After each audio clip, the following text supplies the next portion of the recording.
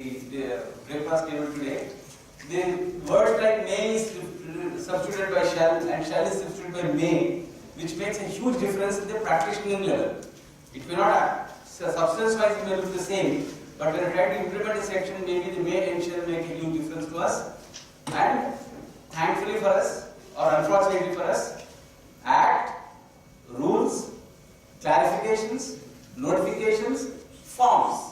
These are the things we have got to study to be able to register a company law today, because what is not envisaged in rules is seen in the clarification. What is not given in clarification may pop up in the form as an additional field, which means we are going to do a lot of preparation for ourselves. So I would say that 2013, all our knowledge about Companies Act is gone. We have got to learn all of it again. That's the stage we are coming to, and therefore I would congratulate members for having organized this session, which is necessary for all of us. With this introduction, I would like to take the questions. Again, we are sticking ourselves to the questions that have been raised to us. If the facts of the case are slightly different, possibly answers could also may change. Therefore, in order to see that we are focused on the questions given to us, since the professionals have considered these questions are important for the audience, for the group to understand, let us stick to these questions. Anything over and above, maybe we have not had private level discussions only. The first question is talking about company XYZ Limited has two directors, namely A and B. A and B are also directors and shareholders of another company, WB, whatever. Both the companies have a business relationship for sale and purchase of goods. The business is not in course as per the arm's length price. Whether both the companies are required to comply with provisions of 184 of the Act. Whether both the companies are also required to make entries in the Register of Contracts and AS 18. One what I would like to say as a practicing level is that we should not be irritated by RPT per se. Wherever disclosure is required, better we give the disclosure. That's much safer for us than questioning whether disclosure should be made or not kind of things. If an entry has to be made in a contract, even if it is not required, put it doesn't matter. How does it really matter to anybody? I think that's where conservative view should be taken. The answer to the question is 184 is applicable to private companies also. The language of the Act is any company. It's not talking about public limited company or so. Since company is the word used, I would say that 184 is applicable. And there is a hope of exemption to directors who are less than 2%, but in this case it doesn't appear to be so, and therefore exemptions are not possible. And we have to make entries in the Register of Contract with Section 189. There is no doubt about this. It's a fairly simple question to answer. I just put the 184. I don't think each one of you have got Companies Act. I don't want to go for this. The second one is a company has two shareholders, and these shareholders are only two directors in the company. Whether board resolution can be passed for the remuneration where there are only two directors and both are interested in related party. Whether provisions of 188 will be given. There is one opinion that in such cases the resolution for revenue should pass in the shareholders committee, but again there are only two shareholders and they are directors. Interested shareholders will not be in a position to vote for the resolution. So what would be the way out?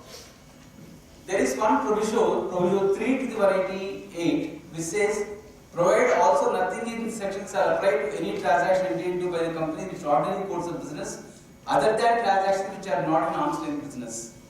I would believe, it's my personal opinion again, I would believe that remunerating of a director who is working for the company is an ordinary course of business, and therefore we should be able to avail the benefit of this particular provision in this case, and therefore we can take this route. And then it's since it's an ordinary course of business, maybe the two separate resolutions have been passed. Resolution 1 for Mr. A, resolution for B. And when A is being passed, B will not vote. When A is passed, A is not voting. When B is passed, B is not voting. That's what we have to handle the situation, is my view. Yes. Good morning. I will not go straight to the questions, but before that, just I want to compliment all the people who have sent their queries as well as Hasmukh Bhai. They have raised such queries. I don't think even the lawmaker had thought that these queries could come. And it has been frankly a tough and challenging time, but I have done what I have to We are on page 76 of the casebook and I am dealing with question 13. Question 13 says essentially whether comfort letters and standby letters of credit issued by the holding company to the bankers of the subsidiary, whether those are covered by section 186, 185, 186, whether they are guarantees, and therefore they should be covered by 185, 186. The thing is that, as like Dr. Nasiman said, that each case would go on its merits in the sense that what is the wording of the letters of comfort and what is the exact wording of the standby letter of credit that is relevant. Each bank may have its own format, so we cannot say give a very generalized answer. But I am going by what is the general concept of a letter of comfort and a standby, and how is it commercially understood. Now, guarantee has not been defined in the Act. So for that we may need to go to the Indian Contract Act section 126, which essentially says that it is a contract where one person agrees to perform the obligations of another or pay on behalf of another if that other person defaults. So you would have to read the contract and see whether because of that comfort letter or the standby letter of credit, are you taking an obligation that the subsidiary does not pay. Somewhere it would have been very clearly laid down. Generally, as a commercial concept of the document, letters of comfort are never intended to be a guarantee. They are supposed to be a comfort letter that okay, I know these people and they are good people, and they will, and if they don't, they will take some efforts to persuade them. That is a sort of depending upon each bank, that will be the wording. Standby letter of credit is intended to be a guarantee, and generally as a concept, it would be that the person who is issuing that standby letter of credit, he will say that I will pay if that person does not pay. Therefore, it is a guarantee. But with that, the wording of each agreement would have to be different. After that, is easier to say that if you are issuing to a bank, and the bank will give their format and they will say this is where you will sign. You will not even change one letter, and sometimes they don't even give copies. But subject to that, as if you talk about concept, letter of comfort is not a guarantee. Standby letter of credit is a guarantee. Next question is, I think, XYZ Limited, it has granted loans to following entities, question number 14. Whether section 86 would be invoked in the case of a wholly owned subsidiary, in case of a subsidiary, in case of a joint venture and associate. Section 186, unlike the corresponding section 372A, will come to some certain points in a later question, but as a rule, it is meant to cover all types of entities. So wholly owned subsidiary, joint venture, associate, these are all covered. Therefore, the loans given to them will be covered. The only exception is that in case of a wholly owned subsidiary, there is a exception given in Rule 11 for wholly owned subsidiaries and joint ventures, that you need not pass a special resolution if you are exceeding those 60% and 100% limits. But other than that, as a matter of principle, section 186 is that.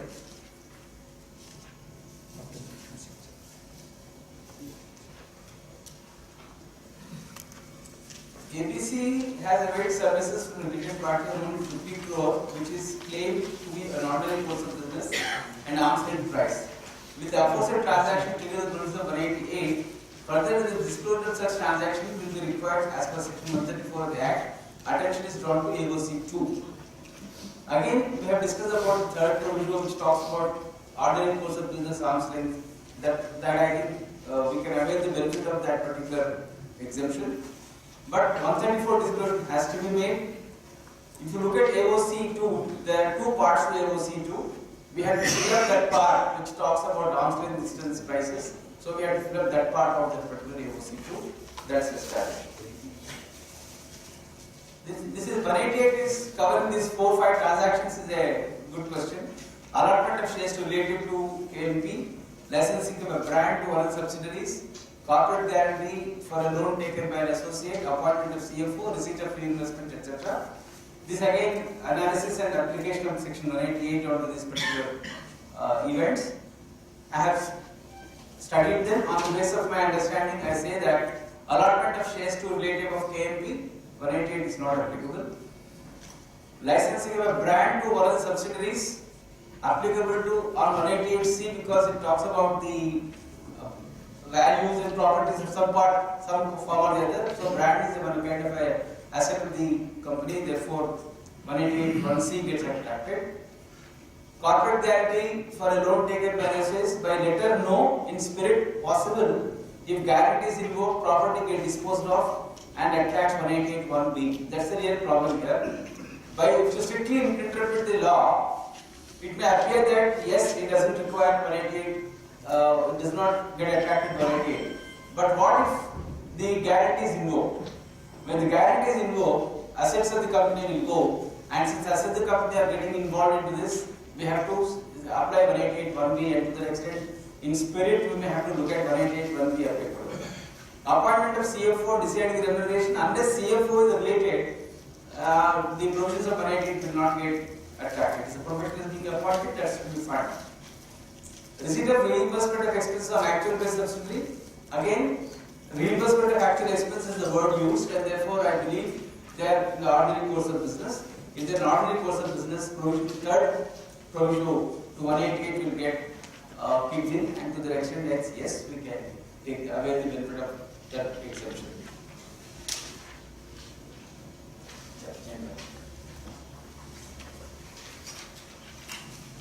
Next is question 15 for me, page 76.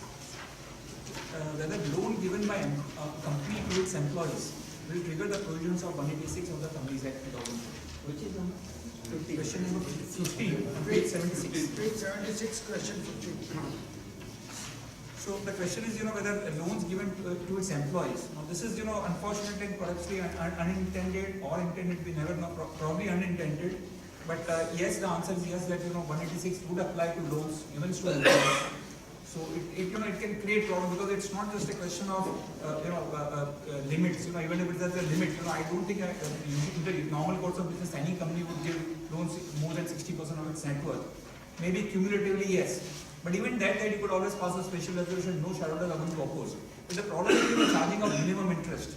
So that is going to hurt a little more, because many times you may want to give subsidized interest and all that. So all section 186 unfortunately would be applicable, yes. So it will be very difficult, but the answer is yes.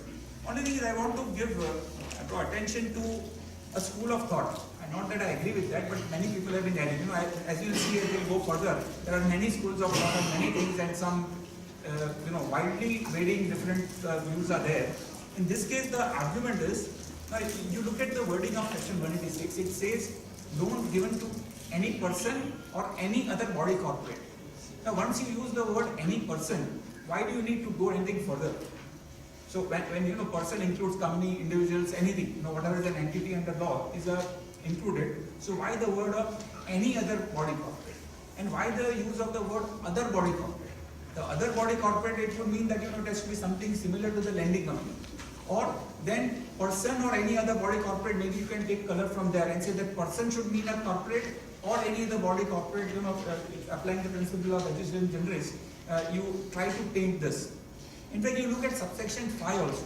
In subsection 5 of 186, it refers to only the borrowers who are corporates. And that the same words are being used in the rules. So school of thought is that, let us read down section 186 and say that it applies only to borrowers who are corporates. Now that I leave it to you. I personally don't agree with that view. That would be narrowing down the section too much.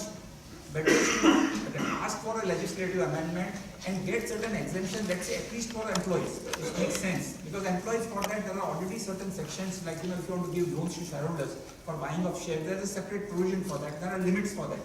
Now if those are limits are there and provisions are there, why do you need further section 186 approval? Why do you need to charge interest on that? But that is a matter of representation. Taking a view of this side, this has been aired many times, that's why I have to mention. Subject to that note, I would say the loans given to employees will trigger the provisions of 186. Next question is more interesting, and I believe it has been raised again and again, and part of this earlier session people have been asking the speakers that whether what about deposits, and particularly what about deposits which were existing as on 31st March 2014. Coming to the specific question, is share application money which is existing as on 31st March 2014, is it deposits? So I'll give the answer to first and two. Specifically, what is the question has been raised, I'll give the specific answer. But then I give the answer to the point number 3, in question 16, which will color the answer a little bit earlier little. Is this deposits? No, it is not deposits. As on 31st March 2014, they were not deposits. 31st March 2014, the law applicable was the 1956 Act and the Companies Acceptance of Deposits Rules 1975. They clearly excluded share application money without any ifs and buts. So that is excluded. Does the company have to issue shares and issue and allot shares within 60 days from 1st April 2014? Now again, this is where people have had certain views. In fact, I was surprised to see the Institute of Company Secretaries views, where they have said that yes, you should allot within 60 days, and if you allot, then you are very much in compliance, and if you don't allot, then there is a problem. Now the fact is, if you read the 2014 rules on companies on acceptance of deposits. Now, first of all, this is subject to the fact that it is not deposits as on 31st March 2014. That subject to that, even if you say it talks of deposits accepted on or after 1st April 2014. In fact, section 73 also is a prospective section. It is applicable from 1st April 2014. So the deposits, anything which is received after 1st April 2014, that is what the law would apply. So if I receive, let's say on 1st May 2014, then I have to allot within 60 days. If I don't allot, I have to refund in 15 days, that you all know that. What about 31st March? 31st March 2014, that 60 days window is not there at all. So neither that limit is there, nor that eligibility is there. So there is no need or liability to refund or allot the shares within 60 days or 75 days. That is my view. So you don't have to issue and allot shares within 60 days from 1st April. But as I said, Institute of Company Secretaries is one of those, and other people have also had this view. With due respect, I don't agree. And as Dr. Saib said that there will be many views. I think we all have to just give our humble view, but we will try to give reasons. Then you have to judge for what reason, what opinion you want to take. If I can just add to this question was raised in several videos which I have attended, not less than 10 12 such sessions where stalwarts in the field have spoken. Everybody has taken a view that events that have happened before 31st or 1st of April 2014, they don't attract the provisions of the new act. That's a very established point. For example, the next question I want to deal with is also talking about the same situation. Something happens before the 1st of April 2014, existing contractual liability, existing contractual arrangement, whatever it is, does it attract 2014 Act, 1st April 2014? It doesn't. It can stay as it is. Only when renewal comes in, the issues will be different. But as long as the existing arrangements continue, we can apply the old Act. That's the view taken by several stalwarts in the field.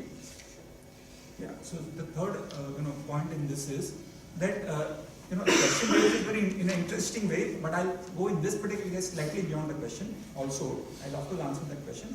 If the shares are not allotted within 60 days, can the company refund the money within 1 year, that is by 31st March 2015, without attracting any penalties? Now the question is, first of all, this is the 1 year window is given in section 74. The question is that does section 74 apply to past deposits? Now there are two views of thoughts in this. So when you say that refund of deposits, what is the meaning of deposits? Is the word, the definition of deposits under the 1975 rules and 1956 Act will apply, or the new rules and new Act will apply? If you apply the new law, then yes, it will, it is a deposit, and if you have not allotted the shares within 60 days, then you should refund, and therefore 74 should apply. If you see that 74 has got a retrospective application. But you look at the consequences of section 74. If you do not comply, there is fine, there is imprisonment, there is whatnot. And there could be even further repercussions on the directors being eligible to continue as directors, and so the repercussions are very harsh. So the simple legal principle which you have all learned, right from our institutes and college days, is that when there is a very harsh consequences, you interpret that particular provision strictly. It may be as a practical sense, we may interpret it conservatively to advise our clients that you please may not take a chance. But other than that, that provision has to be applied strictly. You look at not just share application money, you look at other provisions. A good example, of course, is given of a share application money. You take an example of advance against orders. Advance against orders are now supposed to be fulfilled within 1 year. There are other similar time limits. Now, you can take a similar example that you have taken an advance against order on 1st February of somebody. Do you have to fulfill even that order within 1 year? That is also a question. Now let's just in this case very cleverly, maybe the the question he has not given the date. Now let me give 2 dates. Suppose the date of share application money was 1st January 2014. That is one situation. Another situation, it was 1st March 2014. If it was 1st January 2014, then 60 days got over last year only. So if you take that interpretation, that Section 74 should apply to past deposits also as defined in the 2014 Act, and 60 days had got over, they were deposits. But if you had taken on 1st March, then 60 days had not got over. So as on 31st March, they were not deposits, then how Section 74 apply? So there are so many other ifs and buts in Section 74.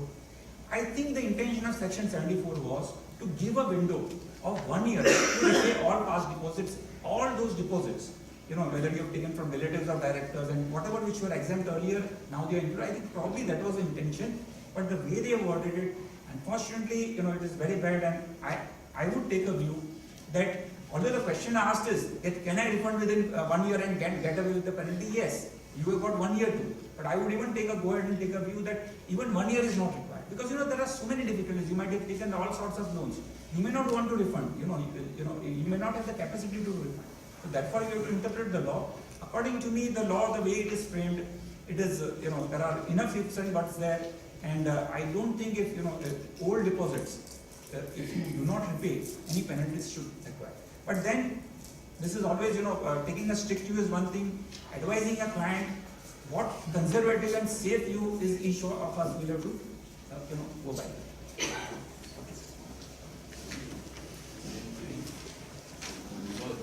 Whether the provisions of 188 apply to contracts or arrangements between holding and subsidiary companies entered into 1230 for a period of 3 years. What actions are necessary for such continuing arrangement? Will it make a difference in its holding subsidiary? What would be the position of companies or private companies? I think that there is an amendment to 188 as far as this holding subsidiary company relationships are concerned. The bill is already out, so we can read the bill, but it's not yet a law, so we can't take comfort under that law right now. But as of today, there is a provision in there is a clarification of July 17, 2014, which very clearly says that contracts entered into before commencement of the Act do not attract 188 till expiry of the original term. There is a departmental clarification, it's very clearly given, and therefore, safely 2012-13 contracts will continue for the 3 years of time. There is no doubt or confusion about it.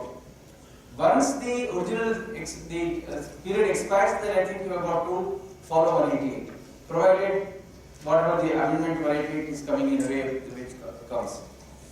SEBI has very clearly aligned. If you look at this October 17th clarification of SEBI, SEBI also aligned the RPT related law, which is listing regulations and companies that have